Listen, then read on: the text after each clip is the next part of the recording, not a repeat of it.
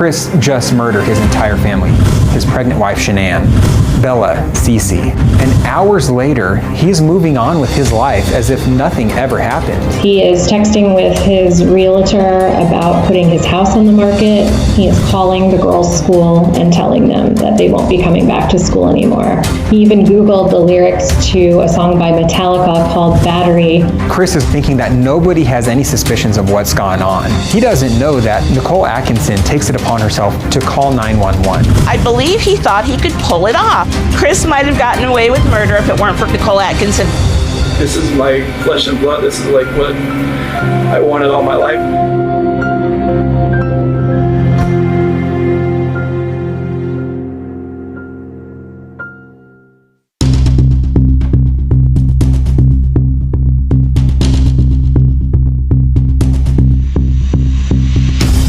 My name's Nicole, and I'm calling because I'm concerned about a friend of mine. I dropped her off at her house at 2 in the morning last night, and I haven't been able to get a hold of her this morning. She's not answering the door. She's not responding to text messages, phone calls. I've had other friends reach out to her. None of us can get her to respond to us. Shanann's best friend, Nicole Atkinson, had a gut feeling that something was wrong. Alrighty, we do have a call in. Nicole will have an officer come out that way as soon as we can. How you been? Hi. Here, Nicole? Yes. Okay, so what's going on? So my friend, we were out of town for a business trip this weekend. Right. And I dropped her off at 2 o'clock this morning. She's 15 weeks pregnant. She wasn't feeling well. And she had a doctor's appointment this morning at 9, and I told her to let me know if she needed me to take her. She's got 2 little girls. Her husband and her supposedly are separating, but she didn't know this. She thought they were just having issues. I called him, and I was like, have you talked or heard from Shanann since she left for work this morning? Because I can't get a hold of her. I've called, I've texted.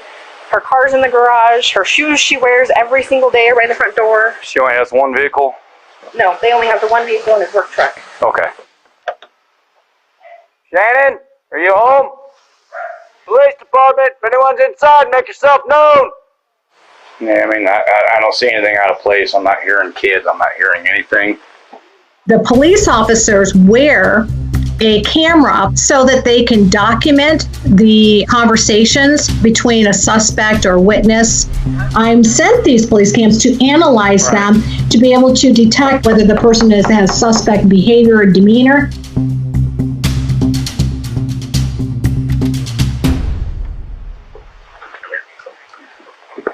Scott, how you doing? How's it going? So this is the only vehicle she would have? Only one that, She would drive? Okay. What's interesting is the garage door opens, and instead of yelling out for Shanann, he stops and opens up their car and starts looking through the car. This is a stalling tactic to kind of gather his thoughts up a little bit. He then walks in the house and is never heard calling their names, as if he knows they're not home. He goes in the house, he's in there for about a minute by himself, nobody goes in with him. Can we go in the house? I mean, that's up to him. It's his house. If he goes. And that's when he comes around and politely lets in the police officer, Nicole Atkinson, and her son. Mind if I come in, Chris? Okay. They go upstairs, there's no sign of the girls there. They go in the basement, there's no sign of Shanann or the girls. Her phone. Her phone's here? Yeah. Her phone's here. Does she work? Yeah, she works from home. Oh, from home? She works, this is her lifeline. This could be the ticket to all the information, like she left the phone behind. But here's the other thing is that he didn't think that it was odd that the phone was left there. You know her passcode? I don't know her passcode. It used to be 2385, and now it's 6 digits. It's the baby's due date. I don't believe Chris had planned to have the phone discovered. I think he planned to come back later and make some changes and do what he had to do to make it look as if Shanann was wandering around with her phone and doing other things. He seems to be anxious. You can see this rocking movement in his body language. Because you told me that she went on a play date with the girls. And then... That's what she told me. But instead of frantically calling around, asking for help, finding his wife, or if anyone's seen her, he's texting people. He's trying to take attention off of himself, transferring his anxiety onto that phone. Nicole is like a hound dog. She knows something's up. She knows something's off. And she's looking over at Chris going, what the heck is wrong with you? What time do you leave today? What time I leave there? Come there here. Usually between 5:30 and 6. Was Shannon here then? Yes. Yeah, let's go outside. At one point, the police officer is asking questions about where they might have been, and Chris conveniently walks straight into the bedroom and comes straight out, and on his finger is Shanann's wedding ring.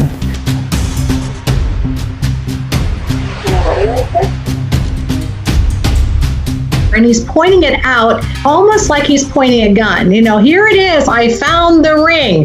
This is the missing evidence. I still to this day believe that was her wedding ring that he took out of the car.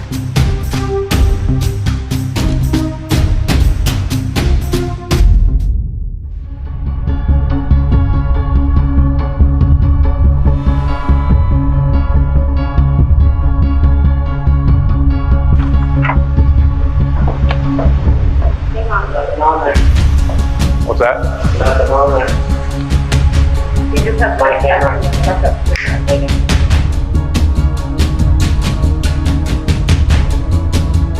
Is this on continually Yep. recording? I get cars driving from this street, and this is him at 517.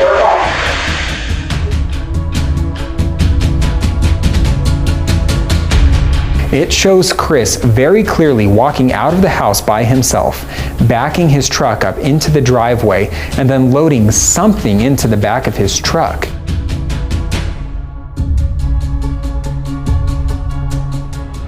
What Chris Watts does is very purposeful. He goes into the garage, he walks out, he's got a gas can. He goes to put it on one side of the truck, and then he thinks twice, goes, well, I can't really put it there. But you can see him kind of moving, like apparently there's not room for it there. That wasn't going to fit. Let's go around to the other side. Oh, okay, now it'll fit, obviously, between the 3 dead bodies.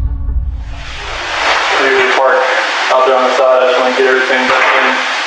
Be easier, so lugging everything out there, all the tools that I had to bring in. Suddenly, this guy who had few words has a lot to say. He has an explanation for everything. Then Chris started to fall apart a bit. Chris Watts can barely watch it, right? So what happens when you arrest somebody?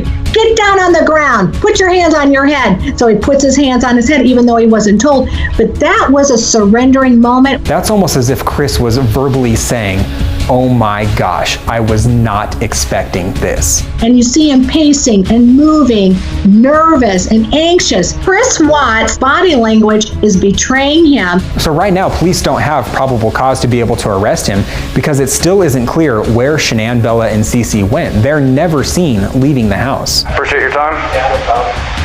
Thanks. Hopefully something comes up, dude.